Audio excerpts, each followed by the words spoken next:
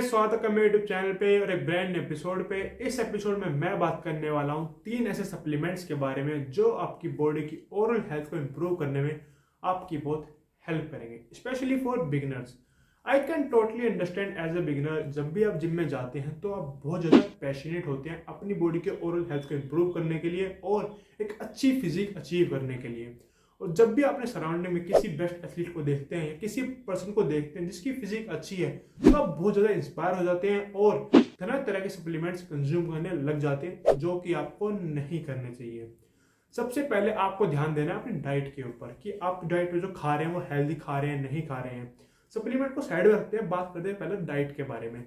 कुछ लोगों को ना पता नहीं है कि उनको डाइट कैलकुलेट करनी कैसे है, तो मैं उनको बता देता हूँ, छोटा सा आइडिया दे देता हूँ। मान लीजिए कि मेरा वेट है 80 kg और कोई बंदा है, कोई पर्सन है, उसका वेट है 40 kg, तो पर केजी 25 कैलोरीज होगी मेरी डेली नीड। अगर मुझे अपनी बॉडी को हेल्दी रखना है तो मेरी सिर्फ लिमिट है पर केजी 25 कैलोरीज। अब उस कैलोरीज को कैलकुलेट करने के बाद मान लीजिए कि आपकी जो कैलोरीज जो इंटेक है वो आ गई है 3000 आ गई, मान लीजिए, ठीक है, क्योंकि आपको ये थोड़ा ईजी हो जाएगा। मान 3000 आपकी कैलोरीज आ गई है तो उसमें 50% आपको रखना है कार्ब, 35% रखना है प्रोटीन और 15% रखना है फैट। ये होता है डाइट का कैलकुलेशन करने का तरीका, सिंपल तरीका जो होता है। क्योंकि आप बिगनर है तो मैं आपको सिंपल तरीके से समझा रहा हूँ, ठीक है। उसको सरप्लस करना, डेफिशिएंट करना, वो एक अलग मैटर है, उसको साइड में करते हैं। हम ऐसे बिगनर की तरफ से सोच रहे हैं आपके लिए, ठीक है। अब डाइट कैलकुलेट करने के बाद अगर आपको लगता है कि आपको सप्लीमेंट की नीड पड़ ही रही है तो सबसे पहले ऐड कीजिए आप वे प्रोटीन। अब वे प्रोटीन आती हैं 3 तरह के, वे कंसंट्रेट, वे आइसोलेट और वे हाइड्रोलाइट। अब कुछ लोग कहेंगे कि भैया ऐड करें तो करें कौन सा। अगर आप बिगनर हैं और आपको जिम गए हुए 1 महीना हुआ है, 2 महीने हुए हैं, तो आप सबसे पहले ऐड कीजिए वे कंसंट्रेट। अब कुछ लोग पूछेंगे कि भैया वे प्रोटीन ले तो रहे हैं, कितने कंज्यूम करना है, कब कंज्यूम करना है, ठीक है। तो आप जब वे प्रोटीन ऐड करें तो सबसे पहले आपको उसको ऐड करना है डाइट के अंदर वर्कआउट के बाद, as a post workout. Workout करने के 20 मिनट बाद आपको 1 स्कूप ऐड करना है अपने डाइट के साथ। पर पहले ये देख लेना, जब आप डाइट कंज्यूम कर रहे हो ना, जो मैंने आपको कहा 35% आपको प्रोटीन रखना है, पर डाइट से निकालिए जितना निकल सकता है। जब आपको लग रहा है कि हाँ भाई थोड़ी बहुत नीड रह गई है, प्रोटीन पूरा नहीं हो पा रहा डाइट की वजह से, तब आप वे प्रोटीन को ऐड कीजिए, वो भी पोस्ट वर्कआउट। क्योंकि ना पोस्ट वर्कआउट में इसलिए बोल रहा हूँ, जब पोस्ट वर्कआउट आप प्रोटीन ऐड करेंगे ना तो वर्कआउट करने के बाद कुछ लोग अंडे खाते हैं, कुछ लोग चिकन खाते हैं, ठीक है। वर्कआउट करके आपने मसल तोड़ ली, अब उसको रिकवर करने के लिए टाइम चाहिए, उसको जल्दी रिकवर होना है, क्योंकि ताकि आप अगले दिन बढ़िया जिम कर सके। तो अगर एग खाते हैं, चिकन खाते हैं, तो रिकवरी ना स्लो हो जाती है। अगर आप वे प्रोटीन ऐड करेंगे ना तो रिकवरी आपकी फास्ट होगी, आपकी मसल की जो ग्रोथ है वो भी जल्दी होगी, ठीक है। तो इसलिए आपको ऐड करना है तो वर्कआउट के बाद ऐड करना। और कुछ लोग मैंने देखा है वो ना दिन में 3 स्कूप 4 स्कूप ऐसे वे प्रोटीन पी रहे हैं। आपको वो गलती बिल्कुल नहीं करनी है। सबसे पहले आपको डाइट ही ठीक करनी है। ऐड करो सिर्फ 1 स्कूप करो वही वर्कआउट के बाद। अब कुछ लोग कहेंगे भैया वे, कुछ लोग वे आइसोलेट ले रहे हैं, कुछ लोग वे हाइड्रोलाइज ले रहे हैं, तो उनका भी कंसेप्शन दूर कर देता हूं मैं। आप वे आइसोलेट जब लेंगे जब आप वेट लॉस कर रहे हैं, जब आप वे आइसोलेट ऐड कर सकते हैं। और हाइड्रोलाइज प्रोटीन वो लेते हैं जिनको ना दूध प्रोडक्ट से एलर्जी है, मिल्क प्रोडक्ट से एलर्जी है। हाइड्रोलाइज जो प्रोटीन है मैं कहूंगा कि उसको अवॉइड करो।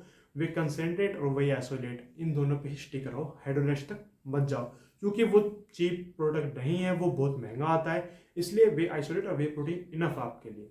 अब उसके अलावा जो दूसरा सप्लीमेंट है जो आपको ऐड करना है, वो ऐड करना है आपको मल्टीविटामिन। अब कुछ लोग डाइट ठीक अच्छे फॉलो कर लेते हैं, बट उनको ये नहीं पता कि उनकी डाइट में कितने विटामिन आप उनको मिल पा रहे हैं, क्योंकि वो ग्रीन्स मेरे हिसाब से बहुत कम खाते हैं। कुछ लोग बीन्स खाते हैं, कुछ लोग कुकुम्बर खाते हैं, कुछ लोग ब्रोकली खाते हैं, कुछ लोग स्पिनच खाते हैं। सबका अलग अलग है, सबके अंदर विटामिन अलग अलग हैं। और कुछ लोग सारे विटामिन पूरे नहीं कर पाते एज ए डाइट में।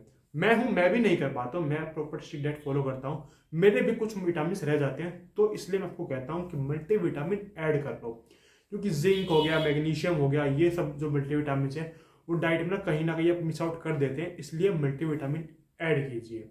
मल्टीविटामिन से एक बेनिफिट और है, ये आपके जॉइंट्स को हेल्दी रखता है, आपकी मसल्स को हेल्दी रखता है। और आप मल्टीविटामिन ऐड करके देखना, आपकी जो परफॉर्मेंस है वो बहुत बेहतर हो जाएगी। आप ऐड करके देखना और आपकी परफॉर्मेंस जब बेहतर होगी मुझे कमेंट करके जरूर बताना। अब बात करते हैं हम तीसरे सप्लीमेंट के बारे में, वो है गुड फैट। अब आप फिश ऑयल ऐड कर सकते हैं, बट कुछ लोग नेचुरल भी हैं तो उनके लिए बता देता हूँ। आप अगर नेचुरल हैं तो आप फ्लैक्स सीड्स ऐड कर सकते हैं या कोकोनट ऑयल या वर्जिन ऑयल ऐड कर सकते हैं अपनी डाइट के अंदर, वो भी रात को।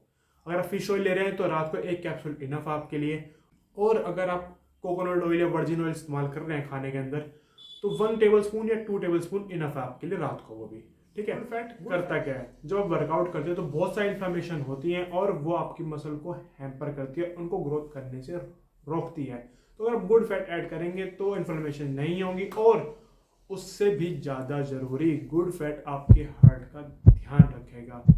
लेग्स मारते वक्त, शोल्डर मारते वक्त सबसे जो मेन ऑर्गन है वो काम करता है वो है हार्ट। उनको ऑक्सीजन पहुंचाने का काम ही हार्ट का होता है, सबसे मेन ऑर्गन हार्ट है, इसलिए उसका ध्यान रखिए और अपनी डाइट के अंदर गुड फैट ऐड कीजिए।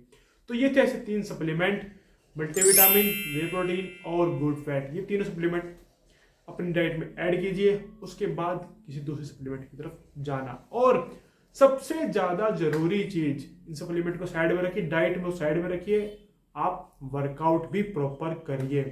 वर्कआउट ऐसा करके आइए, अगर आप 1 घंटा कर रहे हैं, बेशक आधा घंटा करें, तो वर्कआउट ऐसा होना चाहिए कि उस मसल पार्ट की, जैसे आप बाइसेप्स मार के आए तो बाइसेप्स के अंदर जान नहीं बचनी चाहिए। वर्कआउट आप ऐसा करके आए, ठीक है। क्योंकि मैंने कुछ लोग देखा है जिम में जाते हैं, फोन में लगे रहते हैं, वर्कआउट कर लिया, डंबल एक सेट मार लिया, फोन में लग गए। नहीं, पूरा ध्यान आपका पूरा 30 मिनट या 1 घंटा पूरा फोकस आपका उस वर्कआउट के अंदर ही होना चाहिए, ना कि कहीं और। आपको जाता ही वो है कि आप और सप्लीमेंट ऐड करने ही करने, तो किसी अच्छे गाइडेंस के अंदर जाइए, किसी अच्छे ट्रेनर को हायर कीजिए, उसके अकॉर्डिंग ऐड करिए। अपनी तरफ से कुछ भी सप्लीमेंट ऐड मत करिए, क्योंकि आपको नॉलेज नहीं है। उसी बंदे से पूछिए जिनको नॉलेज हो प्रॉपर, तो उसी बंदे की एडवाइस लेना। और जिससे भी एडवाइस लो, पहले उसके बारे में रिसर्च करो कि उस बंदे ने कितने बंदों को कराया है, उसके पास कितनी नॉलेज है। क्योंकि ना जिम में बहुत लोग ऐसे बैठ रहते हैं जिनके पास ना सर्टिफिकेशन ना नॉलेज है, बट उनके पास ज्ञान इतना है, वो सब जगह बांटते हैं कि भाई ऐसे कर लो, ये खा लो, वो खा लो। उनको खुद नहीं पता है, बट आपको सिर्फ बोलते हैं। तो उनसे ही ले जो आपको सही तरीके से गाइड कर सके और जिनके पास प्रॉपर नॉलेज हो, आप उन्हीं से गाइडेंस ले। और इस वीडियो को मैं करता हूँ यहाँ पर खत्म। मिलता हूँ आपसे अगली वीडियो में। टिल देन स्वस्थ रहें, अपने परिवार का ध्यान रखें। मिलता हूँ आपसे नेक्स्ट वीडियो में।